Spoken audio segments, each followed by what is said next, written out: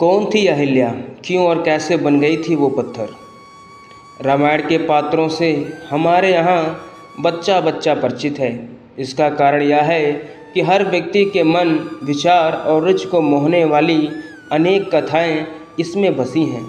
ऐसी ही कथा है श्री राम के वनवास के समय पत्थर की शिला पर पैर पड़ने पर उसका जीवित स्त्री में बदल जाना। यही अहिल्या थी जो राम के स्पर्श से श्राप मुक्त हुई थी। लेकिन प्रश्न यह उठता है कि अहिल्या को श्राप क्यों मिला, वह पत्थर की शिला कैसे बन गई थी। पौराणिक कथाओं की एक विशेषता यह भी है कि एक कहानी में दूसरी कहानी मिलकर एक कड़ी बनाती जाती है। अहिल्या की कहानी भी कुछ इसी तरह की है। पौराणिक कथा संसार के अनुसार अहिल्या महर्षि गौतम की पत्नी थी। ज्ञान में अनुपम अहिल्या स्वर्गिक रूप गुणों से संपन्न थी। अपने अतुलनीय सौंदर्य और सरलता के कारण वह अपने पति की प्रिय थी। इसके साथ ही वह अपने पति के प्रति पूर्ण रूप से समर्पित थी। इसीलिए उन्हें सती अहिल्या का नाम मिला था। दोनों ही पति पत्नी धर्म का पालन करते हुए प्रेम रस से परिपूर्ण दाम्पत्य का निर्वहन कर रहे थे। ऐसे अद्भुत प्रेम को अचानक एक बुरी नज़र लग गई। यह बुरी नज़र थी देवराज इंद्र की, जो अहिल्या के सौंदर्य पर आसक्त होकर उनका प्रेम पाने के लिए ललायत हो उठा। इंद्र को महर्षि गौतम की देवी शक्तियों और सामर्थ्य का ज्ञान था। इसके साथ ही वह अहिल्या के पतिनिष्ठ होने के सत्य से भी परिचित था। इंद्र के पास इन शक्तियों से पार पाने का सामर्थ्य नहीं था, पर वह अहिल्या को भूलना भी नहीं चाहते थे। वह स्वयं को संयमित कर सही अवसर की प्रतीक्षा करने लगा।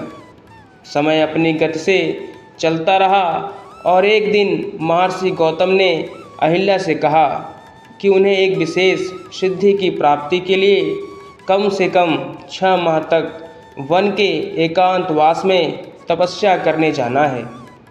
अहिल्या ने उन्हें सहमति देते हुए उनकी प्रतीक्षा करने की बात कह विदा कर दिया। इंद्र बस ऐसे ही एक अवसर की प्रतीक्षा जाने कब से कर रहा था। ऋषि के जाते ही वह महर्षि गौतम का वेश धारण कर अहिल्या के पास पहुंच गया। पति को वापस देख जब अहिल्या चौंकी तो उसने प्रेम जताते हुए कहा कि उनके सौंदर्य पास ने वन में जाना असंभव बना दिया, इसीलिए तपस्या का विचार छोड़कर वापस आ गया। पति की बात सुनकर अहिल्या का मन मयूर नाच उठा और वे दोनों पहले से भी अधिक प्रेम से जीवन का आनंद लेने लगे। देखते ही देखते 6 माह का समय बीत गया और एक दिन अहिल्या ने सुबह सवेरे अपने आंगन में अपने पति की चिर परिचित पुकार सुनी। जबकि ऋषि का रूप धरे इंद्र तब तक सो ही रहे थे। एक पल में ही अहिल्या को अनर्थ का ज्ञान हो गया। महर्षि गौतम को सामने पाकर अहिल्या पत्ते की तरह कांपते हुए उनके चरणों में गिर पड़ी। तब तक इंद्र को भी ऋषि के आने का भान हो गया था, तो बिना देरी किए वह वहाँ से भाग निकला।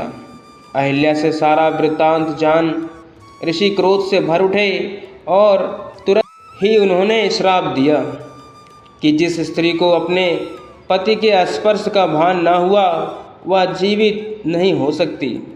तन और मन से पत्थर की तरह कठोर व्यवहार किया है तो तू भी पत्थर की हो जाए। ऋषि के श्राप और अपनी अज्ञानता से निराश अहिल्या ने तब अपने पति को रोते हुए समझाया कि आप इतनी दिव्य शक्तियों से संपन्न हैं, आप मुझे अकेला छोड़कर गए और बीते 6 माह में आपको एक बार भी आभास ना हुआ कि मेरे साथ कोई छल कर रहा है। तो मैं तो एक साधारण स्त्री हूँ, मैंने अनजाने में अपराध किया है, भले ही मैं पराये पुरुष के साथ रही हूँ, पर मेरा मन पवित्र है, क्योंकि उस पुरुष को मैंने आप यानी अपना पति जानकर ही अपनाया था। तन और मन दोनों से ही मैं अपने पति के ही साथ थी।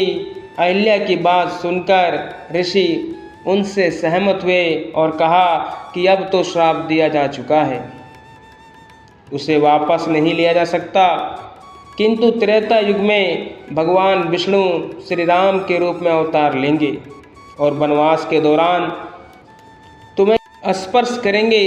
उनके स्पर्श से ही तुम्हारा पाप धुलेगा और तुम वापस अपने स्त्री रूप को प्राप्त करोगी। ऋषि के श्राप को धारण करते हुए अहिल्या पत्थर की शिला बन गई और घोर प्रतीक्षा के बाद श्री राम के पावन चरणों के स्पर्श से पुनः स्त्री रूप में प्रकट हुई। धन्यवाद।